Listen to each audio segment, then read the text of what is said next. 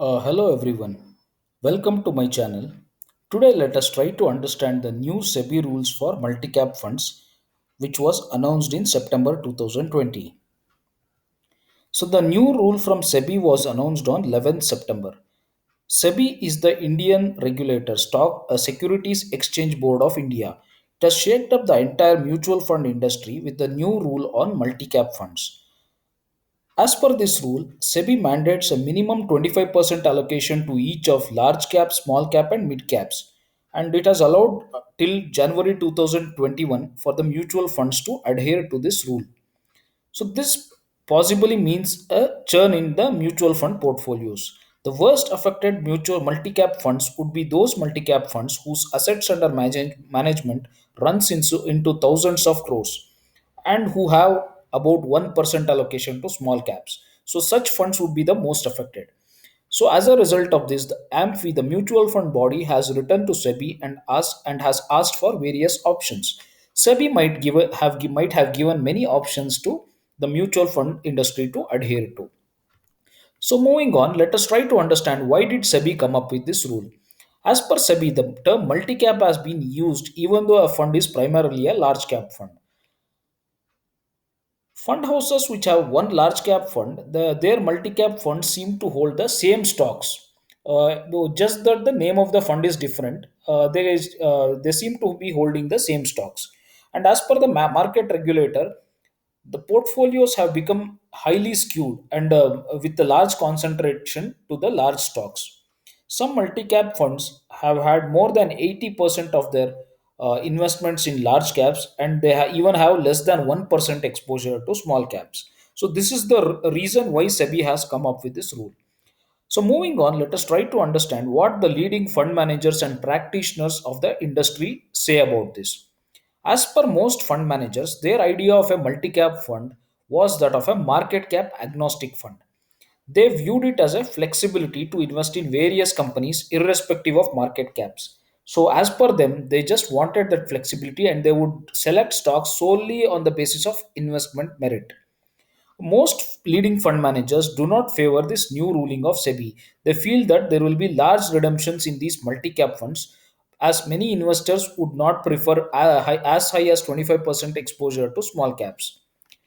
So let us see what are the options as interpreted by the industry.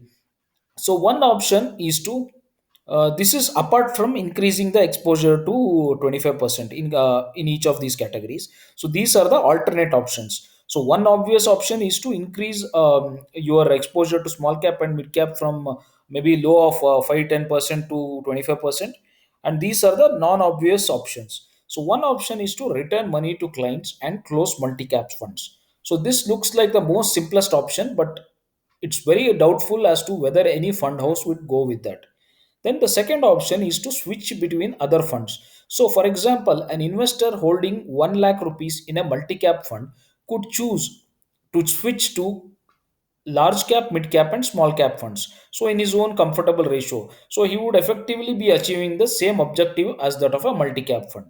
Then the third option is to merge funds. So, there are large multi cap funds which have huge assets under management and their portfolios look like a large cap fund. So, such funds could opt for merging. So, they could just merge with their own large cap funds.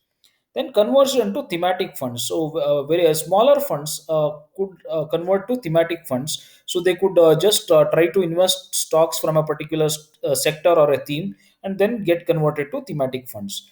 And the last option is to rename these funds to flexi cap. So this doesn't look like a very straightforward option because SEBI wouldn't allow it just to rename the fund name. So this doesn't look like a very straightforward thing. So there might be some funds which would be renamed flexi or cap options, preferably possibly the funds which are very high in assets under management.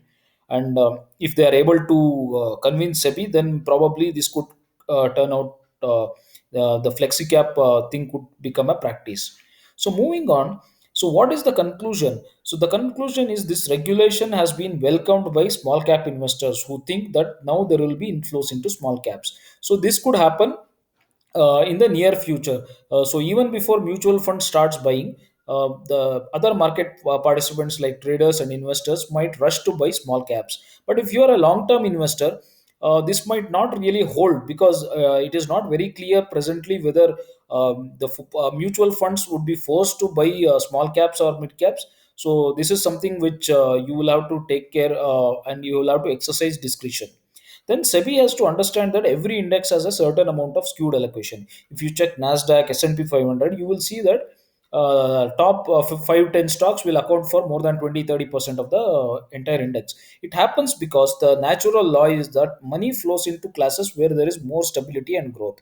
So stability in the sense, stability and growth I'm using as a single term, because there could be some stocks which are stable but they may not be growing very rapidly, and on the other hand there are stocks which are growing rapidly. So money will flow into these kind of stocks rather than speculative bets like small caps, where the business prospects this year could be very good due to certain things happening in some remote part of the country, or in China if some plants close, these businesses grow. But once China reopens those plants, these businesses see degrowth in their revenue. So definitely money flows into stocks and asset classes where there is more stability and growth. Then on the other hand, the mutual fund houses have had an obsession to start new scheme for every category. So this could reduce in future, and this should actually be welcomed by investors alike. So there is no point in having more than one large cap fund, uh, and also it is not a very great practice to have a new fund for every new theme that emerges out. So there it is one thing to start one thematic fund and build it, but it's an entirely other thing just to increase the number of funds, creating new funds. So that should be something which should be welcomed by the all investors alike. But on the other hand, the last point, if you see, there are many practitioners who feel that this is an unnecessary burden on the already choked mutual fund industry. So if you understand, the SIP flows have been falling rapidly, and with the introduction of direct schemes, the usual mutual fund distributors have taken a hit in the past. So this is an unnecessary burden on the already choked mutual fund industry. This is the view of many of the people. But keeping in view, I feel that there would be some kind of a balance sought between mutual funds and SEBI. So probably a 25% exposure, blanket exposure to small cap is something which is too much to ask.